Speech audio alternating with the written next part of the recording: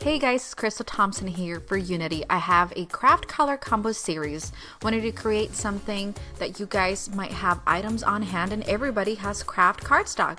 Using Another Name for Love stamp set, using the butterfly and the sentiment, using Daydream, Aquatini, It's a Girl, and Party Dress ink from Catherine Pooler Designs. We're going to begin by stamping the sentiment from Another Name for Love onto the center of my Kraft cardstock. I especially love this sentiment because of Mother's Day coming up next week. Next, we are going to do a two-color ombre effect with this butterfly. We're going to stamp it on the lightest color, which was It's a Girl, and then doing the edges of the butterfly with Party Dress. We're going to clean up our stamp using Aquatini and Daydream, which are the two darker blues, and stamping repetitively around the cardstock. Now, I just felt it was too empty, so I went ahead and continued stamping around the cardstock.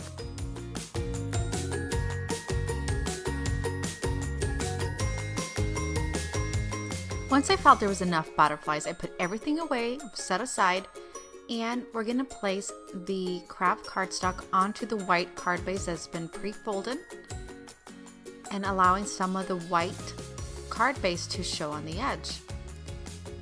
We're going to add some embellishment using gold thread, and I bought this thread at Joann's, and it's just embroidery thread. It's glittery and metallic.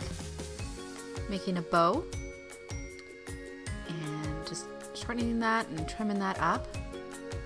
Next, using some Gansai Tambi Starry watercolors in gold, use the medium shade of that gold and just flickered some of that gold watercolor.